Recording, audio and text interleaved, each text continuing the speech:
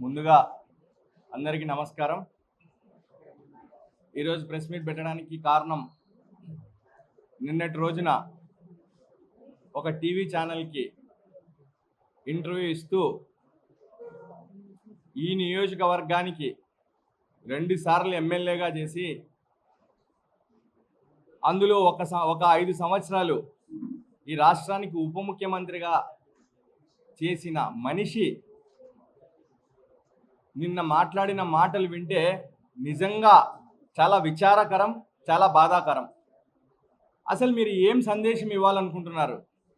ఈ నియోజకవర్గంలో మీరు శాసనసభ్యులుగా ఉన్న సమయంలో, మీరు ఉప ముఖ్యమంత్రిగా ఉన్న సమయంలో ఒక మహిళకు అన్యాయం జరిగితే దాని మీద ప్రతిఘటించాల్సిన పరిస్థితులు కోనిచ్చి, ఒకసారి మీరు ఎమ్మెల్యే అయిన తర్వాత ఈ నియోజకవర్గంలో ఎవరైనా సరే వాళ్ళందరూ కూడా మీ కుటుంబ సభ్యుల్లాగా మీరు భావించాల్సిన పరిస్థితి నుంచి ఇవాళ కొంతమంది వ్యక్తులను ప్రోత్సహించి ఆనందం పొందిన పరిస్థితుల నుంచి ఇవాళ మరొక్కసారి మీ బుద్ధి ఏ విధంగా చూపించుకున్నారో మీ పిఏ గారు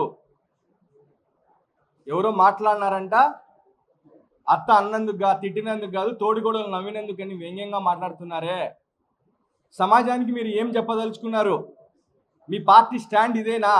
అంటే ఈ రాష్ట్రంలో ఈ నియోజకవర్గంలో కానీ ఈ రాష్ట్రంలో కానీ మహిళల్ని ఎవరు అవమానపరిచినా మేము ఆ ఆర్టికల్స్ కానీ ఆ వీడియోలు కానీ మేము దేశం అంతా చూపిస్తాం, రాష్ట్రం అంతా చూపిస్తామని చెప్పి మీరు ఆ స్టాండ్ మీద నిలబడగలరా? అంటే మీ వైఎస్ఆర్ కాంగ్రెస్ పార్టీ స్టాండ్ ఇదే అని చెప్పి మిమ్మల్ని నేను అడుగుతా ఉన్నా. తప్పు చేసిన వ్యక్తుల్ని మీరు నివారించాల్సింది పోనిచ్చి, నా పిఏ చేసిన తప్పేంది, ఎవరో మాట్లాడితే నా పిఏ దేశం మొత్తానికి చూపించడమే తప్ప అని చెప్పి మీరు అడగదలుచుకున్నారా? మీరు చెప్పదలుచుకున్నారా ఈ ప్రజలకి? ఇది ఎంతవరకు కరెక్ట్ అని చెప్పి మిమ్మల్ని మేము అడుగుతా ఉన్నాం. ఇకపోతే ఈ నియోజకవర్గంలో ఒక కొత్త సంస్కృతి వచ్చిందని చెప్పి మీరు మాట్లాడటం నిజంగా హాస్యాస్పదం. ఈ విష సంస్కృతికి నాంది పలికిన వ్యక్తులు మీరు కాదా? మీ చేతిలో అధికారం ఉంది, మీరు ఈ రాష్ట్రానికి ఉప ముఖ్యమంత్రిగా ఉన్నారు కాబట్టి మీ సోదరుడైనటువంటి వ్యక్తి ఏం మాట్లాడారో ఈ నియోజకవర్గం, ఈ రాష్ట్రం, పక్క రాష్ట్ర ప్రజలు కూడా అందరూ కూడా చూసినారు. ఒక మహిళను ఉద్దేశించి మాట్లాడిన మాటలని ఒక బాధ్యతాయుతమైన పదవిలో ఉన్న మీరు దాన్ని ఖండించాల్సింది పోనిచ్చి, ఎస్ తప్పేముంది, మేము మాట్లాడతాం, మేము ఇళ్లలో దూరుతాం, మేము కొడతాం అన్న సంస్కృతి తీసుకొచ్చింది మీరు కాదా? ఈరోజు మీరు మాట్లాడుతూ ఉన్నారు.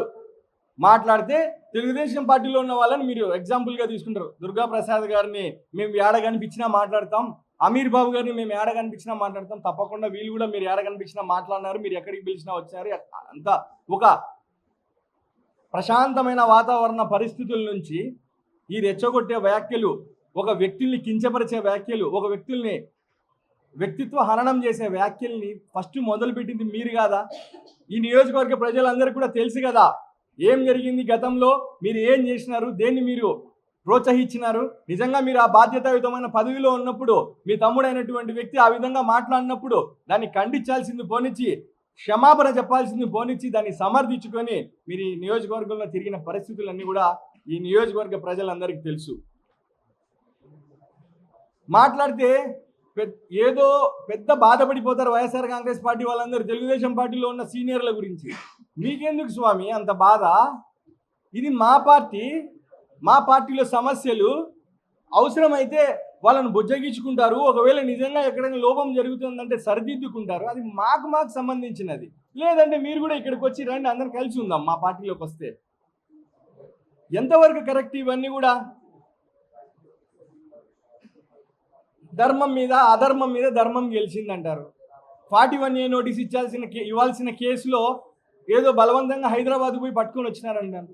గౌరవంగా వ్యక్తిత్వ హననం చేస్తున్న మీ పిఏ మీద ఒక కంప్లైంట్ ఇచ్చినప్పుడు పోలీస్ డిపార్ట్మెంట్ వాళ్ళకి కాల్ చేసి నోటీస్ తీసుకుపోమన్నప్పుడు వాళ్ళు వచ్చి నోటీస్ తీసుకుపోయింటే అక్కడితో ఆగిపోయేది కదా. మీరు పోలీస్ డిపార్ట్మెంట్ కళ్ళు కప్పి మీరు ఎప్పుడైతే ఈ నియోజకవర్గంలో ఈ కడపలో లేకుండా బయటికి వెళ్ళినారో మిమ్మల్ని తీసుకురావాల్సిన పరిస్థితి వచ్చింది తప్ప ప్రజల్ని ఫుల్గా కన్ఫ్యూజ్ చేసే పరిస్థితులు ఎందుకు మీరు క్రియేట్ చేస్తున్నారని చెప్పి మిమ్మల్ని అడుగుతా ఉన్నాం. అభివృద్ధి మీదికి వస్తారు. అభివృద్ధి మేమే చేసినాం. గతంలో కూడా 2014 నుంచి 19లో తెలుగుదేశం పార్టీ అధికారంలో ఉన్నింది. దాని తర్వాత కాలంలో వైఎస్ఆర్ కాంగ్రెస్ పార్టీ అధికారంలోకి రావడం జరిగింది. వైఎస్ఆర్ కాంగ్రెస్ పార్టీ అధికారంలోకి రాగానే అంతకు మునుపు ఏవైతే 2014 నుంచి 19లో ఉన్న తెలుగుదేశం పార్టీ హయాంలో ఏవైతే వర్కులన్నీ పెట్టారో ఆ రోజు జగన్మోహన్ రెడ్డి గారు ముఖ్యమంత్రి అయిన తర్వాత ఒక పాలసీ మ్యాటర్ కింద తీసుకొని అవన్నీ కూడా ఏవైతే వర్కులు గ్రౌండ్ అవ్వలేదో అవన్నీ కూడా క్యాన్సిల్ చేసిన పరిస్థితులు మనం అందరం కూడా చూసినాం. క్యాన్సిల్ చేసిన తర్వాత మీరు అవే వర్కులు ఎక్కడైనా శాంక్షన్ చేయించినట్టు మీ దగ్గర జీవోలు ఉన్నాయా అని చెప్పి మేము అడుగుతా ఉన్నాం. ఈ రోజు కూడా 2019లో జగన్మోహన్ రెడ్డి గారు అధికారం చేపట్టిన తర్వాత రోజుల్లో ఏవైతే మీరు జీవోలు హడావిడిగా ఎలక్షన్ల ముందు తెచ్చారో అవన్నీ కూడా గవర్నమెంట్ పాలసీ ప్రకారం క్యాన్సిల్ అయిపోతే అందులో భాగంగా ఏదైతే ఎలక్షన్లకు మాట ఇచ్చారో ఆ మాటకు కట్టుబడి ఏవైతే జీవోలు ఉన్నాయో అవన్నిటిని కూడా యథాస్థితిలో తీసుకొచ్చి పనులు కొనసాగించే పరిస్థితిని ఇవాళ మీరు చూస్తూ ఉన్నారు. తప్పకుండా ఈ రాష్ట్రంలో ఈ నియోజకవర్గంలో శ్రీనివాస్ రెడ్డి గారు కానీ మాధవి రెడ్డి గారు కానీ ఇక్కడ ఉన్న కాంట్రాక్టర్లందరినీ గౌరవంగా పిలుచుకొని ఏవైతే మీరు పనులు ఉన్నాయో గతంలో మీరు ఎన్ని ఇబ్బందులు పడినా బిల్లులు రాక రకరకాల ఇబ్బందులు మీరు ఎదుర్కొన్నా కూడా ఈరోజు మేము మీకు తోడుగా ఉంటాం. మీరు పనులు ఫాస్ట్గా చేయండి.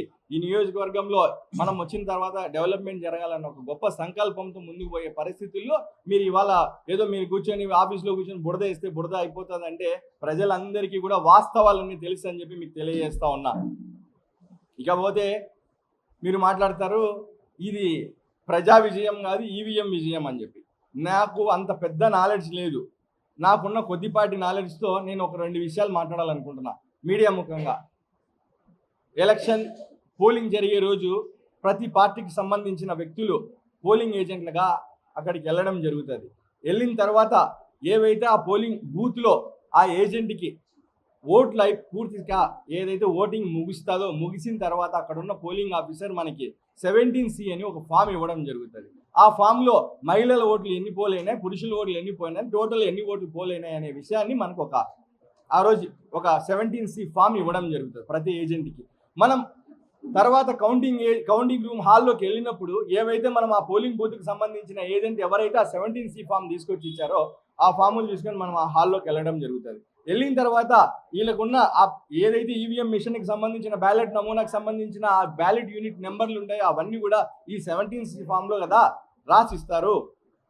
అవన్నీ రాసిచ్చిన తర్వాత అవన్నీ ఓకే అని మన ఏజెంట్లు ఎవరైతే పోతారో కూర్చున్న తర్వాతే కదా అక్కడ ఓట్లు లెక్కింపు జరిగింది.